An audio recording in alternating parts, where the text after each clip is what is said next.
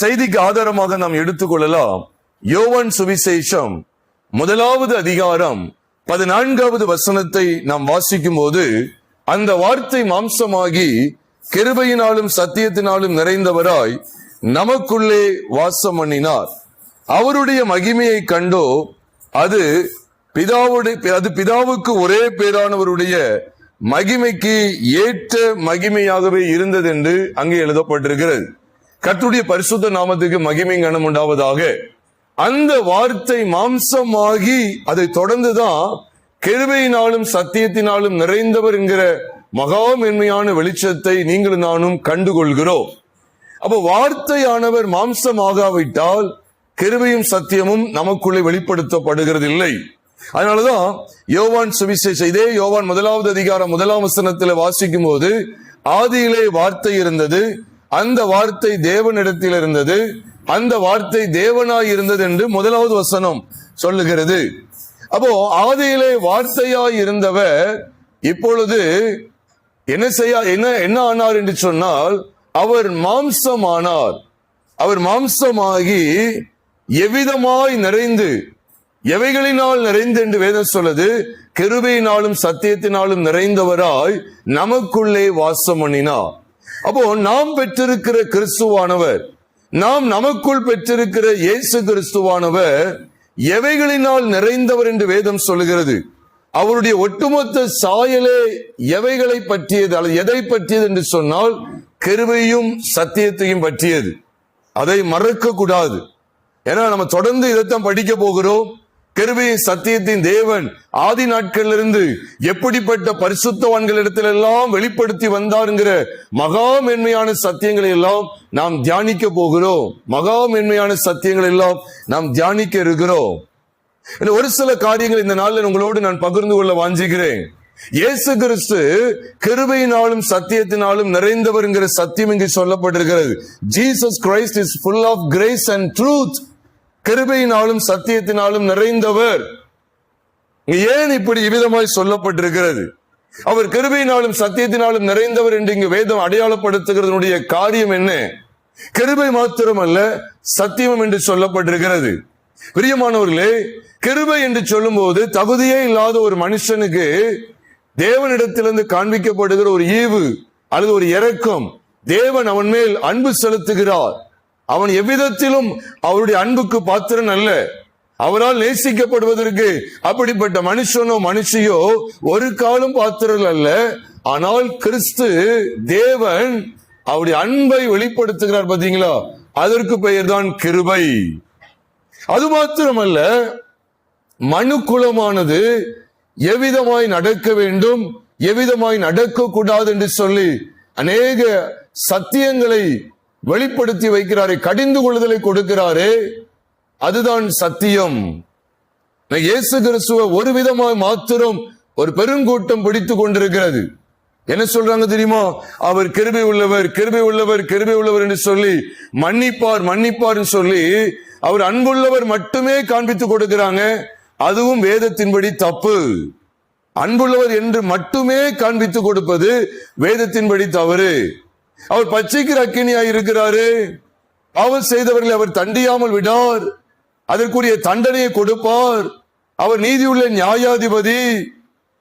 ரெண்டு விதமா பேச வேண்டியது இருக்கு.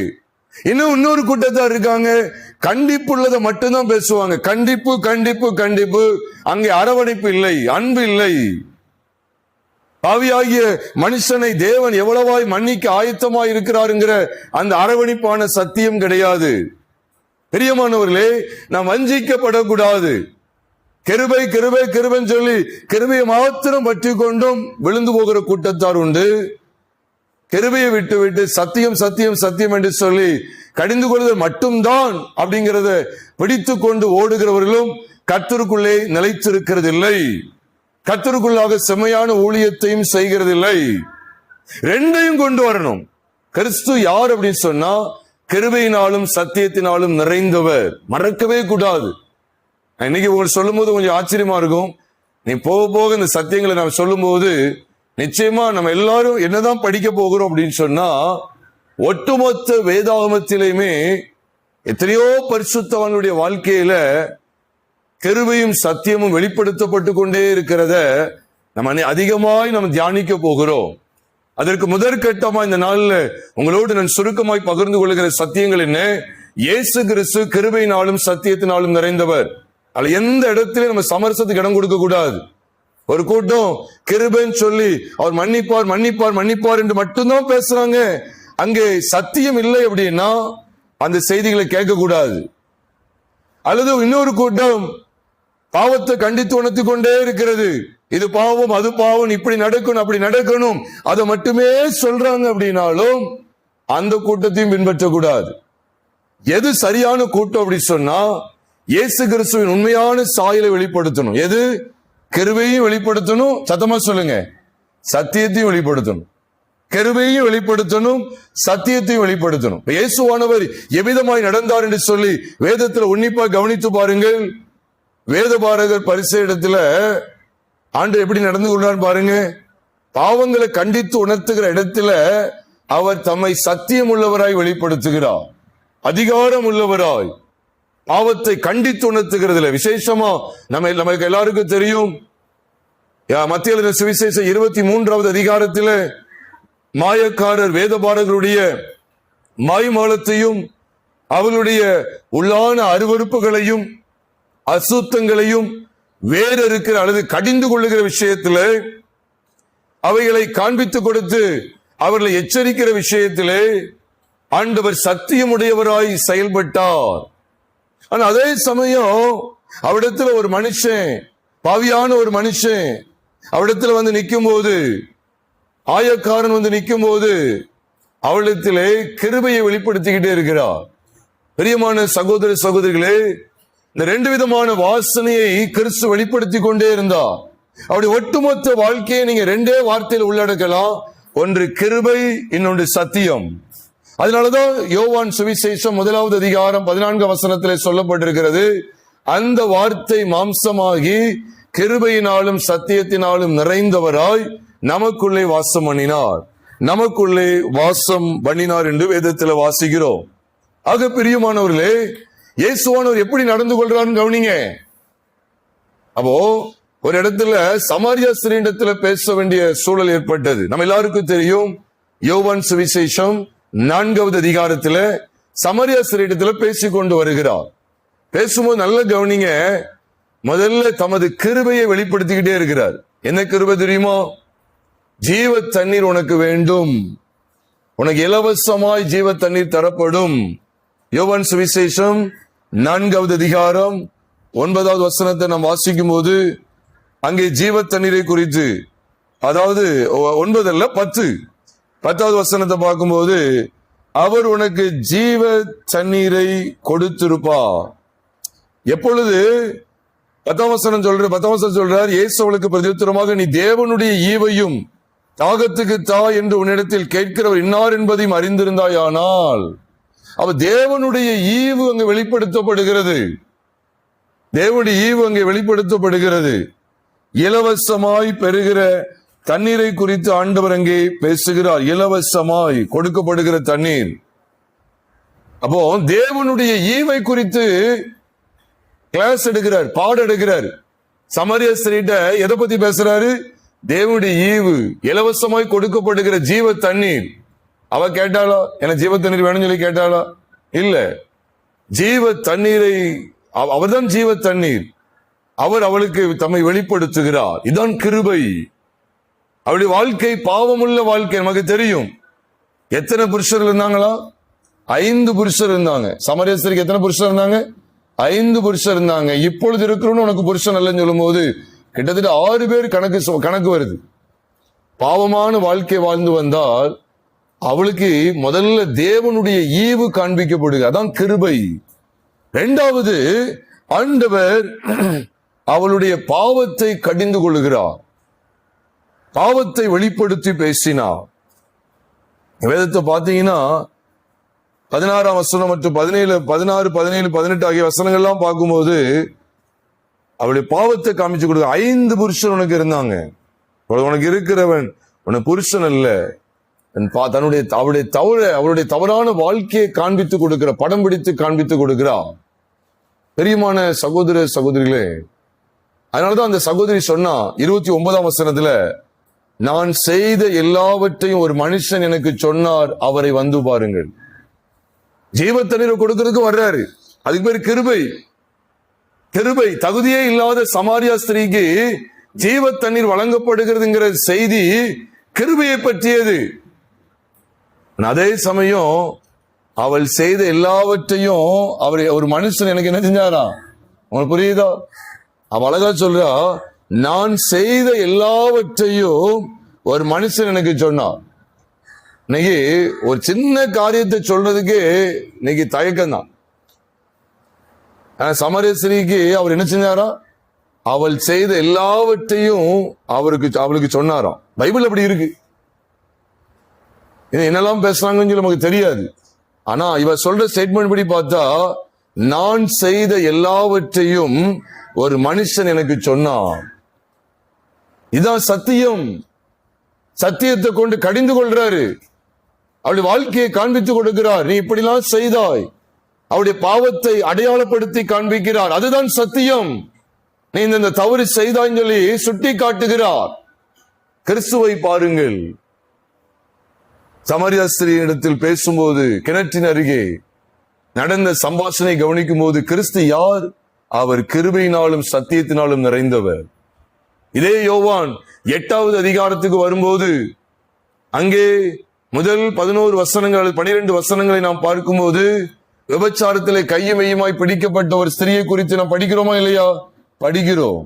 அந்த ஸ்திரீயிடத்திலே இயேசு கிறிஸ்து எவ்விதமாய் நடந்தார் என்று சொன்னால், கவனியுங்கள் பிரியமானவர்களே, இந்த சாயல் எல்லாருக்கும் தேவை. யோவான் சுவிசேஷம் 8வது அதிகாரம் முதல் 12 வசனங்களை பார்க்கும்போது, முதல் கட்ட நிலவரம் என்னன்னா, அவளை காப்பாற்றுகிற முயற்சியில் அவர் ஈடுபடுகிறார். கல்லெறிந்து கொள்ளணும் சொல்லி நிக்காங்க, கற்களை எடுத்துக்கொண்டு நிக்கிறாங்க. அவளை காப்பாற்றுகிறார். இதுலதான் கிருபையை நீங்கள் நானும் பார்க்கிறோம். நம்ம எவ்வளவோ பாவங்களை செய்திருக்கிறோம். இப்போ அந்த சகோதரிய இந்த கூட்டத்தாரிடத்துல மோசே நியாயப்பிரமாணத்தில் கொடுக்கிற அந்த கட்டளை நிறைவேற்றும்படி நின்னாங்களே, இந்த கூட்டத்துக்கு ஒப்பு கொடுத்திருந்தா அவளுக்கு என்ன தண்டனை கிடைச்சிருக்கும்? மரண தண்டனை கிடைச்சிருக்கும். அங்கே சத்தியம் நிறைவேற்றப்பட்டிருக்கும். கிருபையை அங்கே பார்க்க முடியாது. அதனாலதான் முதல்ல அவர் என்ன செய்கிறார்? காப்பாற்றுகிறார். நீங்க நாமும் கூட எவ்வளவு இதே போலதான் கையுமையுமாய் பிடிக்கப்பட்டது போல நாமும் பலவிதமான பாவங்களை சிக்கொண்டிருந்தோம். கர்த்தர் என்ன செய்தார்? நம்மை காப்பாற்றினார். பாவங்களை நம்மை விடுவித்தார். எப்படி அன்றைக்கு அந்த ஸ்திரீக்கு விரோதமா நியாயப்பிரமாணம் மரண தண்டனை கொடுக்கிறதுக்கு ஏதுவா இருந்தோ, அதே போல பாவத்தின் சம்பளமாகிய மரணம் நமக்கு ஏதுவா இருந்தது. கர்த்தரோ என்ன செய்தார்? நம்முடைய அக்கிரமங்கள் எல்லாவற்றையும் தம்மேல் விழும்படி பண்ணினார். இதுதான் கிருபை பிரியமானவர்களே. அதை தொடர்ந்து நீங்க கவனிங்க. அவர் சொல்றார் பாருங்க, அழகா சொல்றார். 11ஆம் வசனத்துல இயேசு அவளை நோக்கி, நானும் உன்னை ஆக்கினைக்குள்ளாக தீர்க்கிறது இல்லை. இதான் கிருபை. நானும் உன்னை ஆக்கினைக்குள்ளாக தீர்க்கிறது இல்லை. தேவகுமாரனுடைய சாயலை நாம் கவனிக்கணும் பிரியமானவர்களே. நானும் உன்னை ஆக்கினைக்குள்ளாக தீர்க்கிறது இல்லை. இது கிருபை. நீ போ, இனி பாவம் செய்யாத. இது கிருபை அல்ல, இது சத்தியம். நீ போ, இனி பாவம் செய்யாத. ஒரு ஊழியக்காரங்க ஒரு வீட்டுக்கு வர்றாங்கன்னு வச்சுக்கோங்களேன். ஒரு முறை அப்படிதான் ஒரு ஊழியக்காரங்க வீட்டுக்கு வரும்போது நடந்த உண்மையானது சொல்லுவாங்க. அப்படி வீட்டுக்காரர் வரும்போது அங்க சினிமா ஓடிட்டு இருக்கு, சினிமா நாடகம் ஏதோ ஓடிட்டு இருக்கு. வந்த அவசரத்துல ரிமோட்டை தேடுறாங்க, ரிமோட்டை காணல. அந்த ஆளை ஒரு போர்வையை கொண்டு அப்படி தூக்கி மேல போட்டாங்க, டிவி மேல போடுறாங்க. அங்க உள்ள சத்தம் ஓடிட்டு இருக்கு. அவசரத்துல ஆஃப் பண்ண தெரியல. வந்துட்டாங்க ஊழியக்காரங்க, வந்துட்டாங்கன்னு சொல்லி. பிரியமானவர்களே, ஒரு ஊழியக்காரங்க வீட்டுக்கு வர்றாங்க அப்படின்னு சொல்லும்போது அங்க சில தவறுகளை பார்த்து நம்மளை கண்டிக்கிறாங்கன்னு வச்சுக்கோங்களேன். அது கவனத்துல கொள்ள வேண்டியது இருக்கு. சரி, இனிமே நடந்து போகட்டும், நீங்க ஆண்டவர்ட்ட மன்னிப்பு கேளுங்க. அதுதான் கிருபைக்குள்ள நடத்தணும். ஒரு ஊழியக்காரங்க என்ன நடத்தணும்னா, கிறிஸ்துவின் சாயலை பெற்றவள் என்ன நடத்தணும் தெரியுமா? சரி, நடந்துட்டு ஆண்டவர்ட்ட ஒப்புரவாகுங்க, மன்னிப்பு கேளுங்க. ஆனா இனிமே என்ன செய்யக்கூடாது, இந்த தவறை செய்யக்கூடாதுன்னு சொல்லி கடிந்து விடுறாங்க. பாத்தீங்கன்னா அதான் உண்மையான ஊழியக்காரனுடைய அழகு. நீ தப்பு பண்ணிட்டீங்க, அப்படி செஞ்சிட்டீங்க, அவ்வளவுதான், நீ முடிஞ்சீங்க அப்படின்னு சொல்லிட்டு போறது கிடையாது. அப்படிப்பட்ட ஊழியக்காரங்களும் சரியான ஊழியக்காரங்க கிடையாது. சத்தியத்தை மட்டும் காமிச்சு கொடுக்கறவங்க சரியான ஊழியக்காரங்க கிடையாது. அது மட்டும் இல்ல, கிருபையை மட்டும் காமிச்சு கொடுத்துட்டு போயிருவாங்க, சில தடவை கொடுத்துட்டே போயிருவாங்க. ஒண்ணு இல்ல சிஸ்டர், ஆண்டு மன்னிச்சிருவாரு, ஆண்டு தூக்கி நிப்பாட்டிடுவாரு, ஒன்னும் பிரச்சனை இல்ல, இன்னும் நல்ல நாடகம் பாருங்க, நல்ல சினிமாவை பாருங்க, இன்னும் ஊரு கதை வம்பு கதை எல்லாத்தையும் பேசுங்க, அதான் ஒண்ணு ஆண்டு நினைக்க மாட்டார், எல்லா பாவத்துக்கும் அவர் மரிச்சார் அப்படின்னு சொல்லி அப்படி பேசுறவனு வஞ்சிக்கிறவன். எது சரியானது? தவறுகளுக்காக நீ மனசாப்பட்டு ஆண்டுகிட்ட மன்னிப்பு கேளுங்க. ஆண்டு மன்னிக்க தயப்பெருத்தவர், கிருபையை வெளிப்படுத்த வேண்டும். அதே சமயம் எதையும் வெளிப்படுத்தணும், சத்தமா சொல்லுங்க, மறந்துடாதீங்க. 2 வார்த்தையில தான் பேசிட்டு இருக்கிறேன், ஒன்று கிருபை, இன்னொன்று சத்தியம். அப்ப கிருபையை வெளிப்படுத்தணும். அதே சமயம் சௌரி, இனிமே நீங்க தவறு செய்தீங்கன்னா கர்த்தர் உங்களை தண்டிப்பா, இனிமே இந்த தவறு செய்யக்கூடாது, உங்களை மாத்தணும், இப்படிப்பட்ட காரியங்கள் உங்களை மாத்திக்கொள்ளுங்க சொல்லி கடிந்து கொள்ளுதல் தேவை. கிருபை தேவை, கடிந்து கொள்ளுதல் தேவை, அரவணைப்பு தேவை, அடி தேவை, கடிந்து கொள்ளுதல் வேண்டும், கண்டிக்கப்பட வேண்டும். அதனாலதான் இன்னும் நீங்க கவனிச்சே வாங்க, திமிர்வாதக்காரன் ஆண்டவர் என்ன செய்கிறார்? திமிர்வாதக்காரன் அவர் ஒரு இதுல படுத்த படுக்கையா இருக்க 38 வருஷம். இதே யோவான தான் காண்பிக்கிறேன். யோவான் 5வது அதிகாரத்துக்கு வரும்போது பெதஸ்தாங்கிற குளம் உண்டு, அதுக்கு 5 மண்டபங்கள் உண்டு, அநேக ஊனமுற்றவங்க இருக்கிறாங்க. இங்கே ஒரு மனிதன் 38 வருஷமா வியாதி படுக்கையில் இருக்கிற அந்த மனுஷனுக்கு ஆண்டு இரக்கம் செய்கிறார். அங்க அவர் நடந்து கொண்ட விதத்தை நீங்க கவனிச்சீங்கன்னா நல்லா பாருங்க, அவன் பாவம் செஞ்ச மனுஷன் தான், பாவம் செஞ்ச நிமித்தம் தான் இப்படி படுத்த படிக்கானங்கிறது எல்லாருக்கும் தெரிந்ததுதான். ஆண்டு என்ன சொன்னார் தெரியுமா? யோவான் 5வது அதிகாரம் 8ஆம் வசனத்துல பாக்குறோம், எழுந்திரு உன் படுக்கை எடுத்துக்கொண்டு நட என்றார். இதுதான் கிருபை. இதுல என்னையா கிருபை இருக்குன்னு கேட்டீங்கன்னா, இயேசுவானவர் அவனுடைய ஒட்டுமொத்த பாவங்களுக்காக ஏற்பட்ட இந்த ஆக்கினையை, இந்த தண்டனையை அவர் நீக்கி போடுகிறார். எழுந்திரு அப்படின்னு சொல்றார், உன் படுக்கை எடுத்துக்கொண்டு நட. அவனுக்கு இரக்கம் கிடைக்கி. அந்த மனுஷன் இவருக்கு ஏதாவது அவருக்கு சுகம் கொடுக்கறதுக்கு ஏதாவது கொடுத்து வச்சானு கேட்ட ஒன்னும் கொடுத்து வைக்கல, ஆனா அவனுக்கு இரக்கம் கிடைக்கி, எழுந்து நட. அவனுக்கு ஒரு நன்மை செய்யறார், அவனுடைய பாவத்தை எல்லாம் அந்த இடத்துல மன்னிக்கிறார். பாவத்தை கண்டிருந்தா 38 இல்ல, நீ 68 வருஷமா நீ கடை அப்படின்னு சொல்லி போட்டு போயிருப்பாரு. அவன் பாவத்தை இதுல பாராமல் அவனுக்கு இரக்கம் செய்யறார். பார்த்தீங்களா? இதுலதான் அவருடைய கிருபையை நீங்கள் நானும் பார்க்கிறோம். அதை தொடர்ந்து 14ஆம் வசனத்துல சொல்றாரு, இதோ நீ சொஸ்தமானாய், அதிக கேடானதொன்றும் உனக்கு நேரிடாத, உனக்கு வராதபடி இனி என்ன செய்யாத? பாவம் செய்யாதே. இனி பாவம் செய்தான் சத்தியம், கடிந்து கொள்ளுதல். எழுந்து நடன் சொன்னாரு. நான் தகுதியற்றவன், யாருமே எனக்கு உதவி செய்யல, ஆனா இவர் எனக்கு சுகம் கொடுக்கிறாரு, இவருக்கு நான் எதுவும் கொடுத்து வைக்கல, நான் அது அப்ராணி அல்லது பாவியா ஒரு மோசமான கண்டிஷன்ல கிடக்கிறேன், என்ன தேடி வர்றார், என்ன தேடி வரணுங்கிறதுக்கு நான் ஏதோ அவர் கொடுத்து வைக்கல. இதான் கிருபை. தேடி என்னை அணுகி என்னை சுகப்படுத்துகிறாரு, அதுதான் கிருபை. சுகம் கொடுக்கறதோடு விட்டுறாங்க. நீ பாருங்க, நிறைய ஊழியங்கள் ஃபெயிலியர். எதுக்கு தெரியுமா? அற்புத அடையாளங்கள் செய்கிற கிருபையை தந்திருக்கான்னு சொல்லி ஏதோ அற்புதம் நடந்தா சந்தோஷப்பட்டு ஓடிடுறாங்க. அற்புதம் நடக்கு, பிசாசு விரட்டப்படுது, அதோடு நிற்கக்கூடாது பிரியமானவர்களே. அது கிருபை. தேவன் அந்த சகோதரியை விடுவிக்கிறார், இரக்கமாய் விடுவிக்கிறார். அவங்களுடைய பாவத்தெல்லாம் பாராம மன்னிச்சு இரக்கமாய் அவங்களுக்கு ஒரு அற்புதம் செய்கிறார். அதோட சந்தோஷப்பட்டு நீ ஓடிடுறாங்க. அடுத்து சத்தியத்துல நிலை நிற்கணுங்கிற அறிவு கிடையாது. பெரியமானவர்களே, இது வஞ்சகம். தயவு செய்து சத்தியங்களை விளங்கிக் கொள்ளுங்க. இயேசு கிறிஸ்துவை அநேக சபையார் தவறுதலாய் விளங்கிக் கொண்டிருக்கிறார்கள், தவறாய் புரிந்து கொண்டிருக்கிறார்கள். இயேசு கிறிஸ்துவை நாம் எப்படி அறிய வேண்டும்? வேதம் என்ன சொல்லுகிறது? அந்த வார்த்தை மாம்சமாகி கிருபையினாலும் சத்தியத்தினாலும் நிறைந்தவராய், கிருபையினாலும் சத்தியத்தினாலும் நிறைந்தவர். சகையை எடுத்துக்கொள்ளுங்க. சகையை சந்திக்கணுங்கிறதுக்கு அவருக்கு கட்டாயம் கிடையாது. என்ன சகையை என்ன அவருக்கு 5 லட்சம் ரூபாய் பணத்தையே கொடுத்து வச்சிருந்தா, ஆண்டவரே நீங்க வரணும், என்னை சந்திக்கணும், என் வீட்டுக்கு வந்துடணும், வந்து என்ன செய்ய, எங்க வீட்டுக்கு வந்து ரட்சிப்பு உண்டாகணும்னு சொல்லணும், இதோ உனக்கு 5 லட்சம் ரூபாய் தந்திருக்கேன்னு சொல்ல முடியுமா? முடியாது. ஆனா அந்த சகைவை நேசித்தா, சகைவே நீ சீக்கிரமா இறங்கி வா, இன்றைக்கு நான் உன் வீட்டிலே அவன் பாவத்தெல்லாம் அறிக்கை செஞ்சானா? இல்ல. முதல் கட்டமா அவர் சொல்றார், இதான் கிருபை. உடனே எல்லாரும் பார்க்காங்க, பாவியான மனுஷனிடத்தில், அழகாங்க போட்டிருக்கு.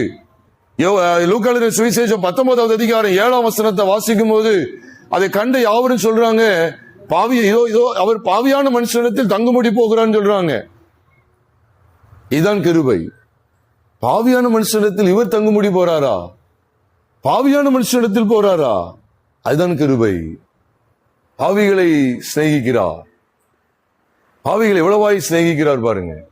பாவிகளை ரட்சிக்க கிறிஸ்து இயேசு உலகத்தில் வந்தார். அது அங்கே எவ்வளவாய் காண்பிக்கப்படுகிறது. கெட்டு போனதை ரட்சிக்க மனுஷகுமாரன் வந்தார். கிருபை.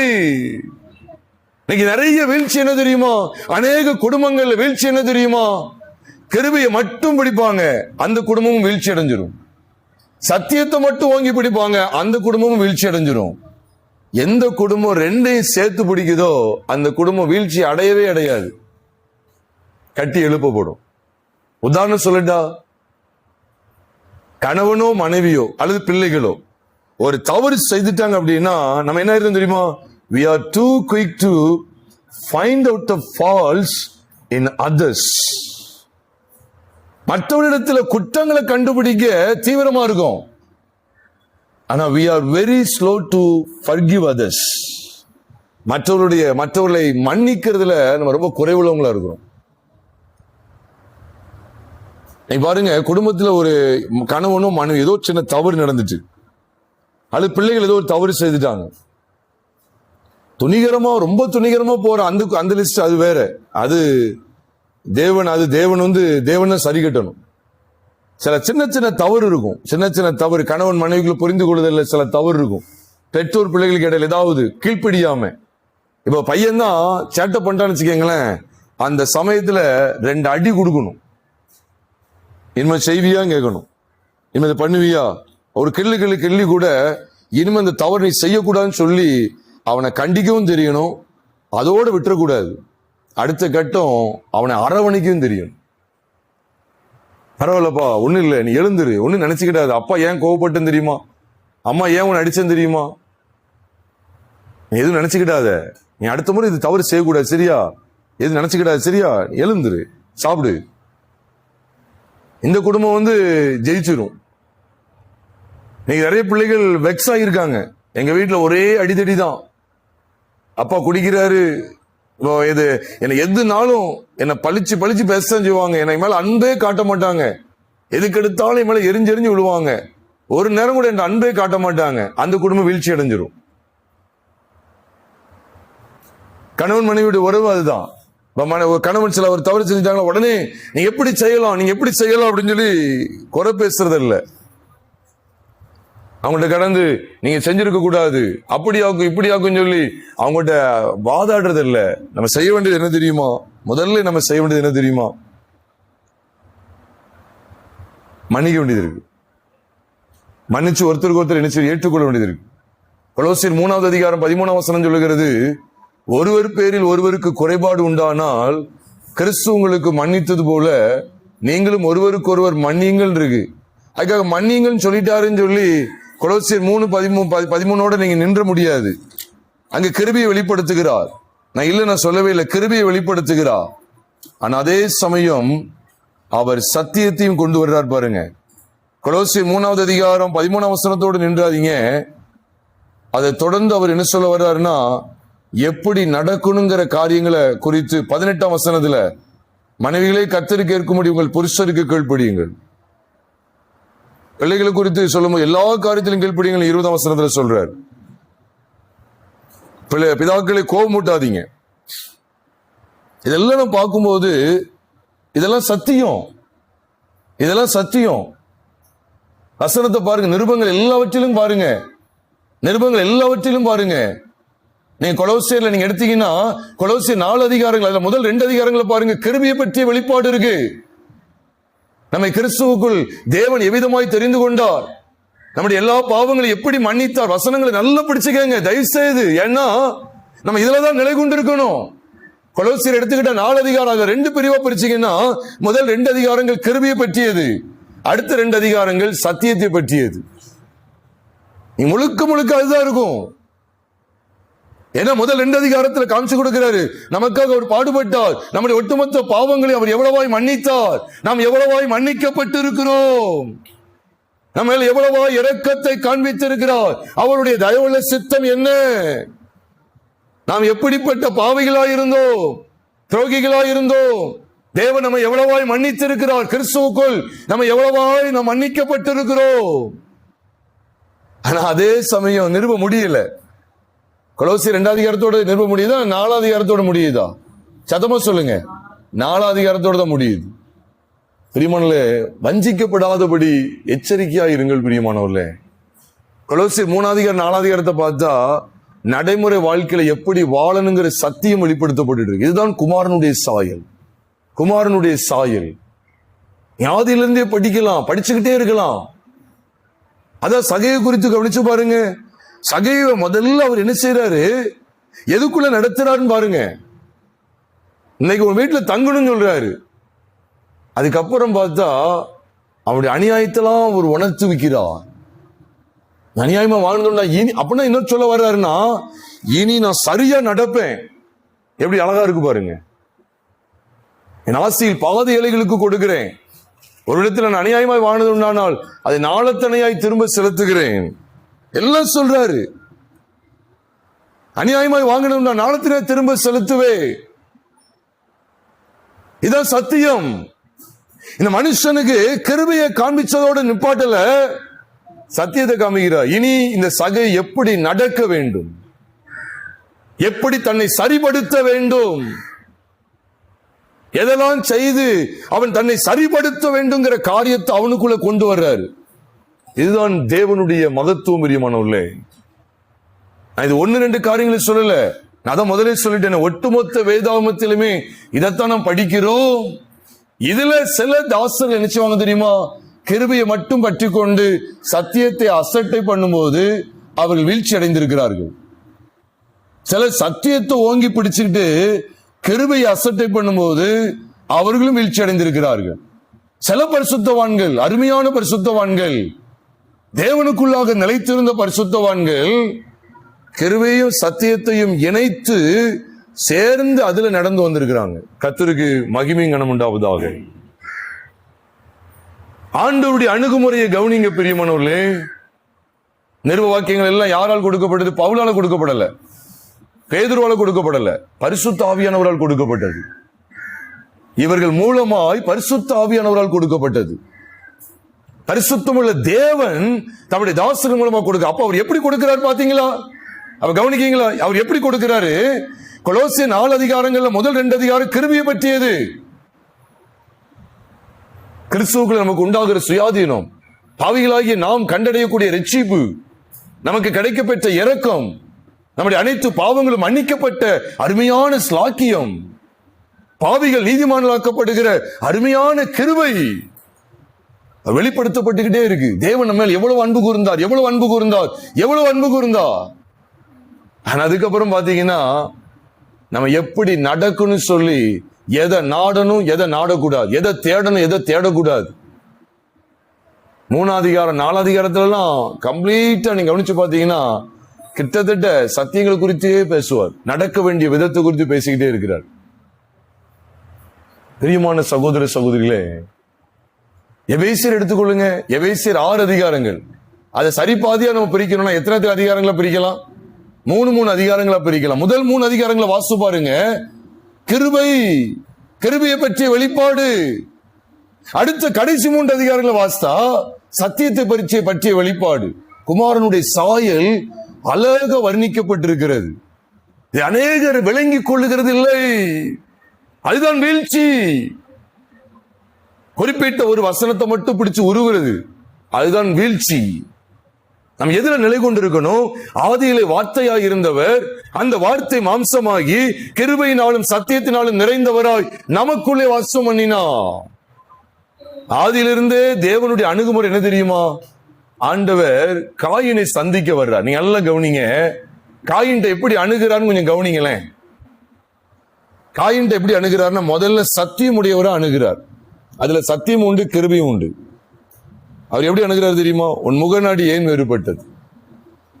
உனக்கு ஏன் எரிச்சல் உண்டாயிட்டுன்னு சொல்லி ஆதியாகமத்தின் புஸ்தகம் 4வது அதிகாரத்துக்கு வரும்போது அங்கே ஆண்டவர் கேட்கிற ஒரு அற்புதமான அந்த சம்பாஷணையை பாருங்க. அவர் என்ன கேட்கிறார்? உனக்கு ஏன் எரிச்சல் உண்டாயிற்று, உன் முகநாடி ஏன் வேறுபட்டதுன்னு சொல்லும்போது இது ரெண்டு சாயலை நீங்க பார்க்கணும். ஒண்ணு கிருபை, இன்னொன்னு சத்தியம். எப்படி தெரியுமா? இவனை சீர்படுத்தவும் வேணும், இன்னொன்னு இவன் மேல வச்ச ஒரு அன்பு. எல்லாமே செத்துருவான், எல்லாம் இவனுக்கு வந்து நித்தியமான நரகம் இருக்கு. ஏன்னா ஆதாமின் சாயல்ல வந்துட்டான். இவன் எரிச்சலுக்கும் கோபத்துக்கு இடம் கொடுத்தான்னா, முகநாடி வேறுபடுத்தலுக்கு இடம் கொடுத்தா இவனுக்கு என்ன உண்டு? தண்டனை உண்டு. இப்ப அவன்கிட்ட பச்சைமா வந்து பேசுறாரு, சத்தியத்தை கொண்டும் பேசுறாரு. கிருபையும் சத்தியத்தையும் தான் வெளிப்படுத்துறாரு. காயின் எக்கேடு கெட்டு போனாலும் எனக்கு என்னன்னு சொல்லி விட்டுருக்க முடியுமா, முடியாதா? சொல்லுங்க. காயினுக்கு ஏதாவது அவர் கடமைப்பட்டிருக்காரா? காயினை காப்பாற்றணும் கடமைப்பட்டிருக்காரா? நீ முகநாடி வேறுபட்டா என்ன, உன்னுடைய நெற்றி வேறுபட்டா என்ன, உன் கண்ணு வேறுபட்டா என்ன, உனக்கு எரிச்சல் வந்தா என்ன, உனக்கு எது வந்தா என்ன, நீ எக்கேடும் கெட்டு போ அப்படின்னு தள்ளி விட்டுருக்கலாம். இல்லை, இப்ப பச்சைமா வந்து பேசுறாரு பாத்தீங்களா? இவர் பேசுறதுதான் கிருபை. ஆனா சத்தியத்தை வெளிப்படுத்துற. நீ நன்மை செய்தால் உனக்கு மேன்மை இல்லையோ? அப்ப ஆதியிலே நீங்க கவனிச்சீங்கன்னா யாருடைய சாயல் வருதுன்னு சொல்லுங்க பாப்போம். ஆதியிலே யாருடைய சாயல் தான் வெளிப்படுத்தப்படுது? இயேசு கிறிஸ்துவனுடைய சாயல் வெளிப்படுத்தப்படுது. அதான் பைபிள்ல போட்டிருக்கு, ஆதியிலே வார்த்தை இருந்தது. உடனே நமக்கு ஒரு கேள்வி வந்துடும், ஐயா ஆதியிலேயே அவர் வந்து மாம்சம் ஆயிட்டாரா? அவர் மாம்சம் ஆகிறாருங்கிற அந்த சத்தியம் வெளிப்படுத்தப்பட்டிருக்கு.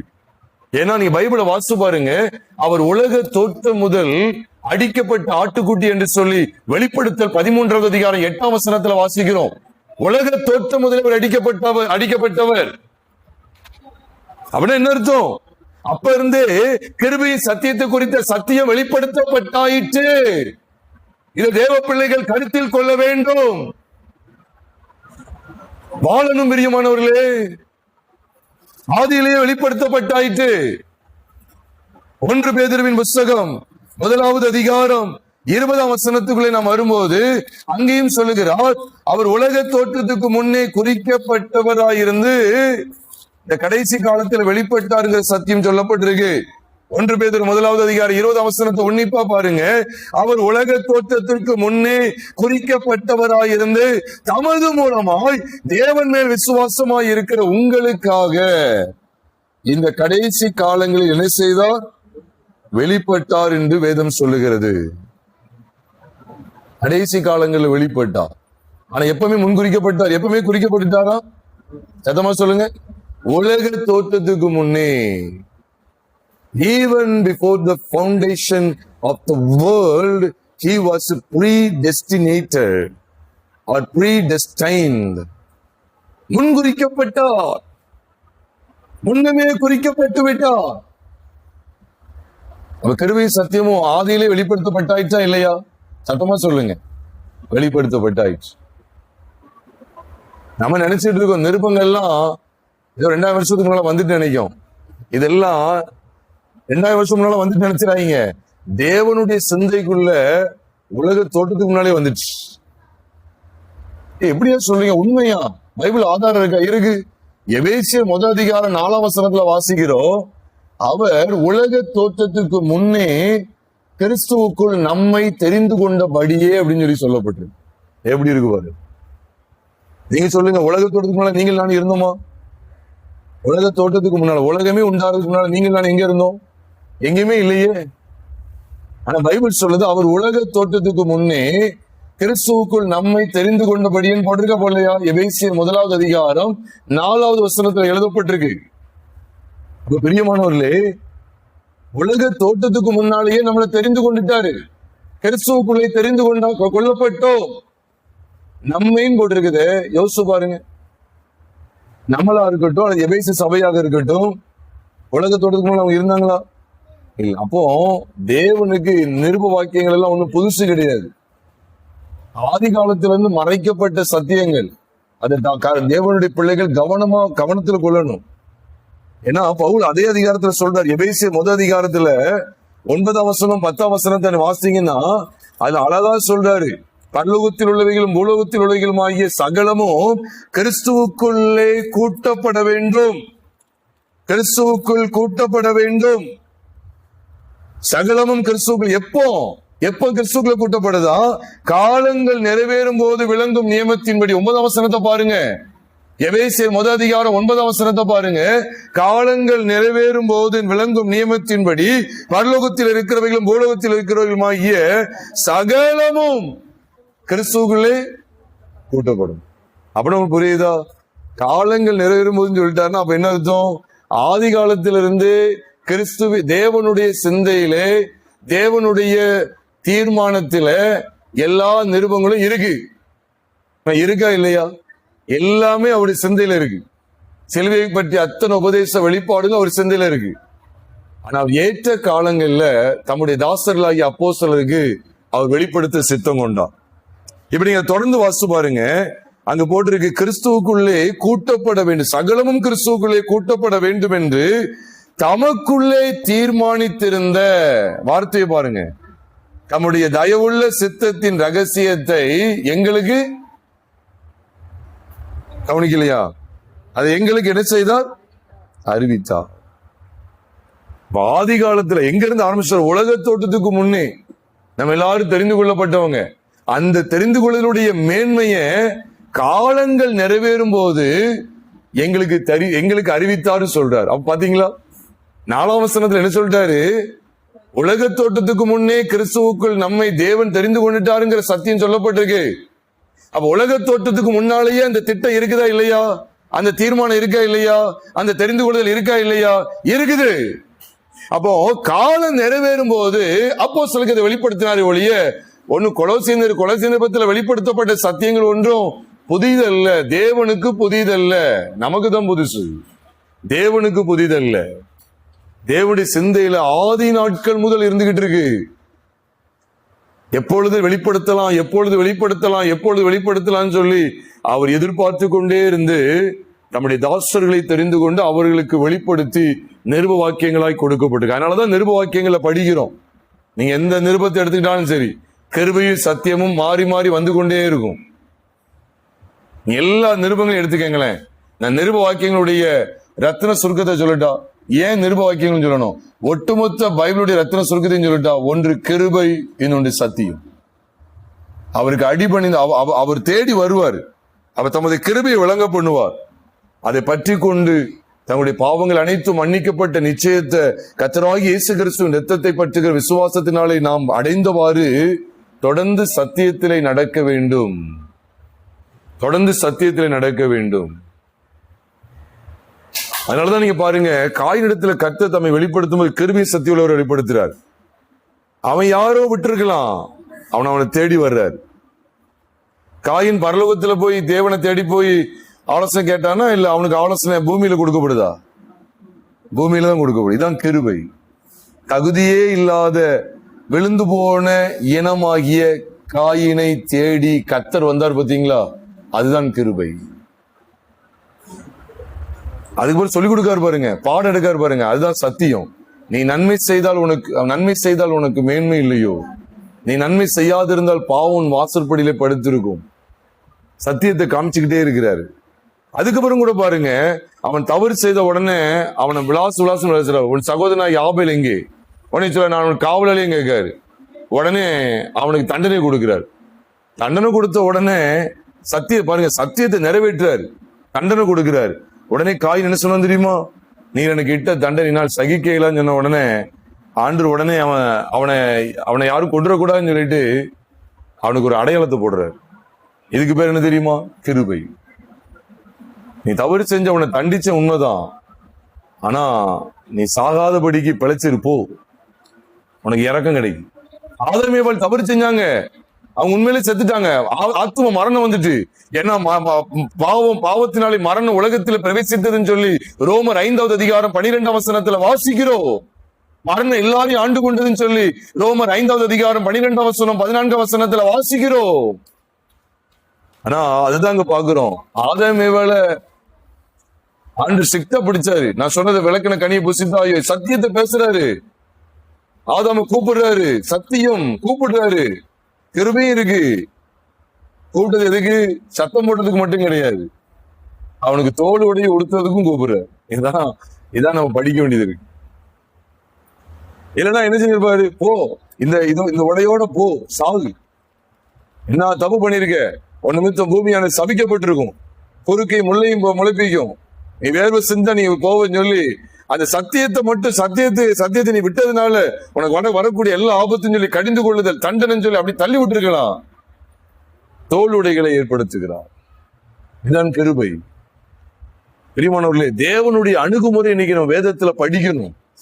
இந்த அணுகுமுறை தான் நமக்குள்ள வரணும். ஏன்னா பைபிள் சொல்லுது, யோவான் சுவிசேஷம் 1வது அதிகாரம் 14ஆம் வசனத்துல, அந்த வார்த்தை மாம்சமாகி கிருபையினாலும் சத்தியத்தினாலும் நிறைந்தவராய் நமக்குள்ளே. அப்ப நமக்குள்ள எது காணப்படணும்? யார் காணப்படுகிறார்? கிறிஸ்துவானவர் காணப்படுகிறார். அவர் எப்படிப்பட்ட தன்மை உடையவராய், எப்படிப்பட்ட சாயல் உடையவர்? கிருபையினாலும் சத்தியத்தினாலும் நிறைந்தவர். எப்பவுமே ஞாபகம் வச்சுக்கோங்க.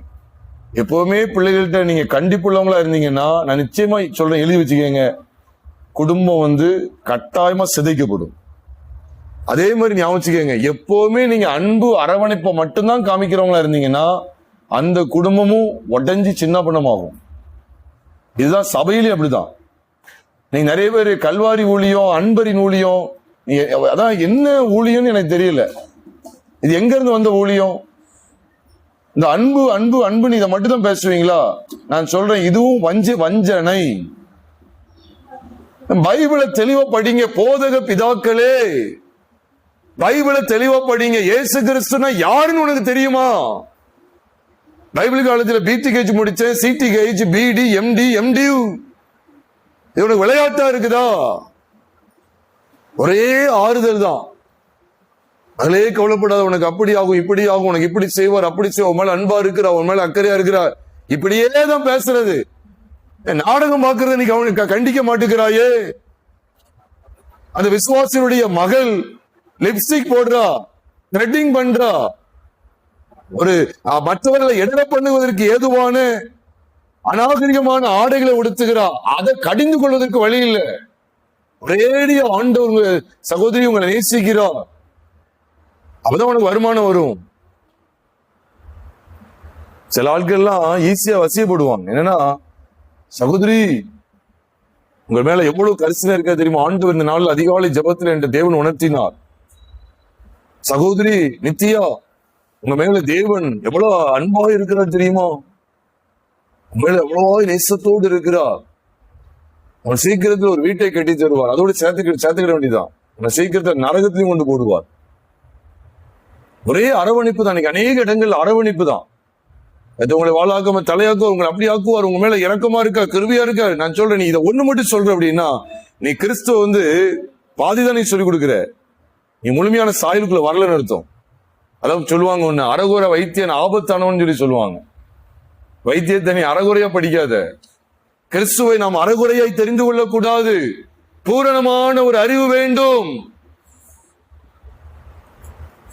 அரவணைக்கிற ஒரு பகுதி இருக்காமா, ஆண்டவர் நம்மளை தேற்றுவார், பலப்படுத்துவார், கவலைப்படாதீங்க, தோண்டு போகாதீங்க. ஆனா அதே சமயம் பணாசையிலிருந்து நீ விடுதலை அடையணும். பொருளாசைக்கு இடம் கொடுக்க கூடாது. அதனாலதான் சொன்னேன், ஒட்டுமொத்த பைபிளே இந்த குமாரனுடைய சாயலை வெளிப்படுத்தியே காமிச்சுக்கிட்டு இருக்கும். ஆண்டவர் எந்தெந்த இடத்துல கண்டிப்புள்ளவர், எந்தெந்த இடத்துல அன்புள்ளவர், எவ்வளவுதான். நீங்க வேற எதை பாப்பீங்க? நீங்க பைபிள்ல வேற என்னத்தை நீங்க பார்க்க முடியும் சொல்லுங்க பாப்போம். வேற என்ன பார்ப்பீங்க? தேவனுடைய சுபாவங்கள், அந்த ரெண்டு இதெல்லாம் நீங்க பார்க்க முடியும். அவர் எந்தெந்த இடத்துல அன்பா வெளிப்படுறார், தயவுள்ளவரா, கிருபை உள்ளவரா, இரக்கமுள்ளவரா வெளிப்படுவார், மன்னிக்கிறவரா வெளிப்படுவார். இன்னொரு இடத்துல எப்படி வெளிப்படுவார் தெரியுமா? அவர் மோசமானது வரும்போது அதை பச்சிக்கிறவரா வெளிப்படுவார். அதனாலதான் நீங்க தேவனை அறிய வேண்டும். நம்ம இன்னும் வரும் நாட்கள்ல தொடர்ந்து படிக்க போகிறோம். யாருக்குள்ளெல்லாம் இந்த கிருபையும் சத்தியம் உள்ள கிறிஸ்துவின் சாயல் வெளிப்படுத்தப்பட்டது, யாருக்கெல்லாம் ஒண்ணு மட்டும் வெளிப்படுத்தப்பட்டது. அந்த ஒண்ணு மட்டும். சிலர் பாருங்க, கிருபை மட்டும் வெளிப்படும், சத்தியம் வெளிப்படாது. சிலருக்கு சத்தியம் மட்டும் வெளிப்படும், கிருபை வெளிப்படாது. அதுவும் டேஞ்சர், ஆபத்து. அப்படி ஆபத்தான சில மனிதர்கள் உங்களோடு நான் பகிர்ந்து கொள்ள இருக்கிறேன். சில மனிதர்கள் பகிர்ந்து கொள்ளப்படுறேன். உண்மையிலே சொல்றேன், இந்த செய்திகளை நம்ம நிச்சயமா கேட்க வேண்டியது இருக்கு. அதிகமா நம்ம அதுல ஸ்திரப்பட வேண்டியது இருக்கு. ஒரு சைடா மட்டும் போக கூடாது. எப்பவுமே ஞாபகம் வச்சுக்கோங்க, ஒரு சைடா மட்டும் போகாது. குடும்ப வாழ்க்கையும் அதுதான். கணவனை எப்பவுமே திட்டணும் அப்படின்னு நினைச்சிடாதீங்க, அது மனைவி எப்பவுமே திட்டணும்னு நினைச்சிடாதீங்க. அது அந்த குடும்பம் செதஞ்சு போயிடும், செதஞ்சு சின்ன பணமாயிரும். கண்டிக்க வேண்டிய இடத்துல எல்லா இடத்துலயும் கண்டிக்கணும், பூரணமா கண்டிப்பு இருக்கணும். அதே போல பூரணமான அன்பு இருக்கணும். இந்த 2 காரியம் இருக்கும்போது அந்த குடும்பம் ஸ்திரப்பட்டு இருக்கும், அந்த குடும்பம் ஸ்திரப்பட்டு இருக்கும்.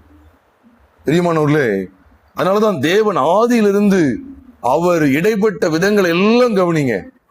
இன்னைக்கு நான் பரிசுத்தவான்களுடைய காரியங்களை இப்ப நான் எடுக்கல, நான் அடுத்த செய்தியில் உங்களோடு நான் பகிர்ந்து கொள்வேன். நிச்சயமா சொல்றேன், இந்த வார்த்தைகள் எல்லாம் நீங்க கவனிங்க, கவனத்துல கொள்ளுங்க பிரியமானவர்களே. அவ கிருபையினாலும் சத்தியத்தினாலும் நிறைந்த தேவன் நம்மோடு கூட இருக்கிறார், நமக்குள்ளே வாசம் பண்ணினார் என்று அங்க எழுதுகிறார். அந்த வார்த்தை மாம்சமாகி கிருபையினாலும் சத்தியத்தினாலும் நிறைந்தவராய் நமக்குள்ளே வாசம் பண்ணினார். அப்போ நமக்குள்ளே கொண்டு வரப்படுகிற இந்த சத்தியங்கள் என்ன? அதனாலதான் சிலுவையில நீங்க கவனிச்சீங்கன்னா, சிலுவை எடுத்துக்கிட்டாலும் 2 பகுதி அதை பிரிக்கலாம். ஒன்னு நெடுகாம வைக்கக்கூடிய பகுதி, வெர்டிகல் பொசிஷன். இன்னொன்னு குறுக்காம வைக்கப்படுகிற பகுதி, அது ஹரிசாண்டல் பொசிஷன். வெர்டிகல் நீங்க கவனிச்சீங்கன்னா என்ன தெரியுமா? தேவன் மனுஷன் மேல எவ்வளவு அன்பா இருக்கிறாருங்கிறத அதை வெளிப்படுத்திக்கிட்டே இருக்கு. அப்படித்தானே? வெர்டிகல வச்சு பாருங்க, நெடுகாம வச்சு பாருங்க. மேல இருக்கிற தேவன் பாவிகளை ரட்சிக்க கிறிஸ்து இயேசு இந்த உலகத்தில் வந்தாருங்கிற, அந்த மேல இருந்து இறங்கி வந்தாருங்கிற காட்சியை இந்த வெர்டிகல் பொசிஷன் காண்பிக்கு. அதுதான் கிருபை. ஹரிசாண்டல் பொசிஷன் பாருங்க, அவர் அன்பு கூர்ந்தார், நாமும் மற்றவரிடத்தில் அன்பு கூறணுங்கிற அந்த சத்தியத்தை படிக்கிறோம். நாம இந்த உலகத்துல எப்படி நடக்கணுங்கிற சத்தியத்தை படிக்கிறோம். இதுதான் சமநிலை பிரமாணம். சமநிலை பிரமாணம் இதுதான். கிறிஸ்துவை நாம் இவ்விதமாய் அறிந்து அனுபவிக்கிறோமா? ஆராய்ந்து பாருங்க. தேவன் அணுகின முறை எல்லாம் படிச்சு பாருங்க. அவர் இவ்விதமாகவே தம்மை வெளிப்படுத்தினார், கிருபையும் சத்தியமுடையவராகவே தம்மை வெளிப்படுத்தினார். ஆதியிலிருந்தே இந்த சாயல் வெளிப்படுத்தப்படுகிறது. உலக தோற்றத்துக்கு முன்னே அவர் குறிக்கப்பட்டவர். 1 பேதுரு 1வது அதிகாரம் 20 வசனத்தின் அடிப்படையில் அவர் உலக தோற்றத்துக்கு முன்னே குறிக்கப்பட்டவர். ஆக பிரியமானவர்களே, நம்முடைய அன்றாட வாழ்க்கையிலே கிறிஸ்துவின் சாயலை இவ்விதமாய் வெளிப்படுத்துகிறோமா? அன்புள்ளவர்களா, கிருபை உள்ளவர்களா, சத்தியமுடையவர்களா? கிருபை உடையவர்களாகவும் சத்தியமுடையவர்களாகவும் நம்மை நாம் காண்பிக்க வேண்டும் பிரியமானவர்களே. அதனாலதான் யோவான் ஸ்நானன் எடுத்துக்கங்க, பாவத்தை துணிகரமா செய்துட்டு அப்படியே வந்து நிக்காங்க. வெளிவேஷம் போடுறவங்க வர்றாங்க, அவங்கள பார்த்து சொல்றாரு, விரியன் பாம்பு குட்டிகளேன்னு சொல்றாரு. ஆனா கிறிஸ்து வர்றாரு, அவரை பார்த்து சொல்றாரு, இதோ உலகத்தின் பாவத்தை சுமந்து இருக்கிற தேவாட்டுக்குடின்னு சொல்றாரு.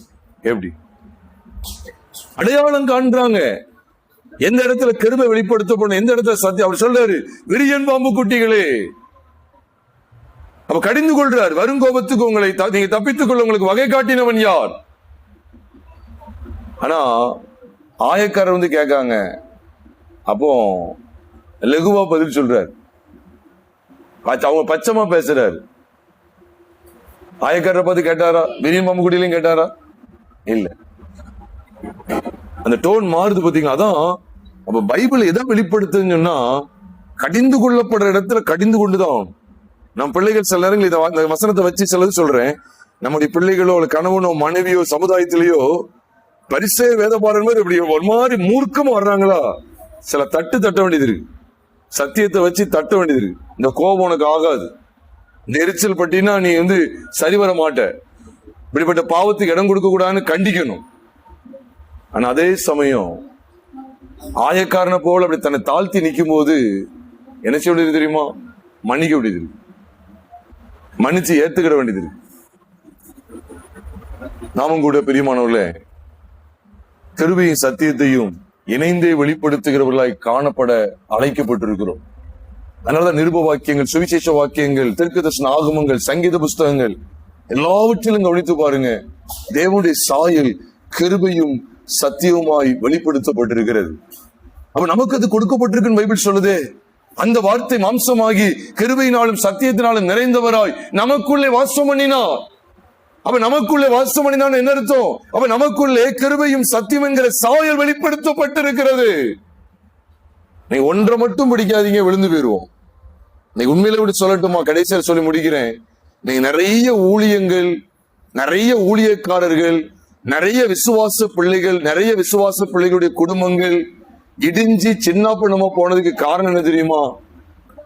ஒண்ணு மட்டும் பிடிக்கிறது, நீ அன்புன்னு ஓவரா செல்லம் கொடுத்தாலும் பிள்ளைகள் கெட்டு போயிரும். ஓவர அடி கொடுத்தாலும் பிள்ளைகள் என்ன செஞ்சிடும்? கெட்டு போயிரும். உண்மைதானே? ஓவர அடி கொடுத்தாலும் பிள்ளைகள் கெட்டு போயிரும். ஓவர செல்லம் கொடுத்தாலும் பிள்ளைகள் கெட்டு போயிரும். என்ன செய்ய வேண்டியது இருக்குன்னா, செல்லம் கொடுக்க வேண்டிய இடத்துல செல்லாதான் கிருபையும் காண்பிக்க வேண்டியது இருக்கு. ஒரு தப்பு செஞ்சுட்டு பிள்ளை வருதா, உடனே என்ன செய்யணும் தெரியுமா? உடனே நம்ம என்ன செய்யணும்? கண்டிக்கணும். உடனே என்ன செய்யணும்? கண்டிக்க வேண்டியது இருக்கு. அதாவது நம்ம எப்படி செய்ய வேண்டியது இருக்கு? சிலருடைய ட்ரீட்மெண்ட் இப்படி இருக்கும். வந்தோடனே சொல்லுவாங்க, வந்தோடனே என்ன சொல்லுவாங்க தெரியுமா? எப்ப சரி சரி விடு, சரி இது இந்த ஒரு தடவை தான் பாத்துக்க, இது தப்பு பண்ணிட்டு வந்திருக்க, இந்த ஒரு தடவை விடுறேன் அப்படி செலவுடைய அனுமதி அப்படி இருக்கும். அதுவும் பண்ணலாம். ஆனா இனிமே நினைச்சு கூட நீ தவறு செஞ்சினா, இனிமே அந்த வீட்டுக்கு போனீங்கன்னா அல்லது அந்த இடத்துல போய் இந்த மாதிரி தவறு செஞ்சினா பாத்துக்க அப்படின்னு சொல்லி வான் பண்றோம். கிருபையும் சத்தியமும் வெளிப்படுத்தப்பட்டுக்கிட்டே இருக்கணும். கிருபையும் சத்தியமும், சத்தியமும் கிருபையும், கிருபையும் சத்தியமும் இது வெளிப்பட்டு கொண்டே இருக்க வேண்டும் பிரியமானவர்களே. அப்ப தேவன் எவ்விதமாய் அணுகுகிறாருங்கிற அந்த சத்தியத்தை நாம் படிக்க வேண்டும். நமக்குள்ளே வாசம் பண்ணுகிற கிறிஸ்து எப்படிப்பட்டவர்? கிருபையினாலும் சத்தியத்தினாலும் நிறைந்தவர்ங்கிற அந்த வெளிச்சம் கர்த்தருடைய சபைக்கு தேவை. நான் ஏன் இந்த செய்தியிலே சொல்றேன் அப்படின்னா, அடுத்து வரக்கூடிய இந்த நாட்கள்ல இந்த கிருபையிலே, ஏன்னா இது காணொலி மூலமா கேட்கறவங்க கூட இருப்பாங்க, தவறாம இந்த செய்தியை கேளுங்க. கிருபைக்கும் சத்தியத்துக்கும் இடம் கொடுத்து ஜெயம் பெற்றவர்கள் எத்தனை பேர் வேதத்துல அநேக பரிசுத்தவான்களை பார்க்க போறோம். அது மட்டுமல்ல, கிருபையை மட்டும் போக்கஸ் பண்ணி சத்தியத்தை விட்டு விட்டவங்க, சத்தியத்தை மட்டும் போக்கஸ் பண்ணி கிருபையை விட்டு விட்டவர்கள் எவ்வளவு பெரிய தத்தளிப்புக்குள்ள கடந்து போனார்கள், எப்படிப்பட்ட வீழ்ச்சிக்குள்ளே தள்ளப்பட்டார்கள், எவ்விதமாய் விழுந்து போனார்கள், எவ்விதமாய் தடுமாறினார்கள் அப்படிங்கிற காட்சியை நாம் பார்த்து உணர்வடைந்து கிருபையும் சத்தியமும் உடைய தேவனை பற்றி கொள்ள நாம் அழைக்கப்பட்டிருக்கிறோம். இருக்கிற இடத்திலே நாம் தலைகளை தாழ்த்தி ஜெபித்து நாம் நிறைவு செய்வோம். மகா பரிசுத்தம் உள்ள எங்கள் பரலோக தேவனே, நாங்கள் உம்மை ஸ்தோத்திரிக்கிறோம், துதிக்கிறோம். ஆண்டவரே, கிருபையும் சத்தியமும் என்கிற இந்த மகிமையான ஒரு வெளிப்பாடு நிறைந்த சத்தியங்களுக்காக நன்றி செலுத்துகிறோம்.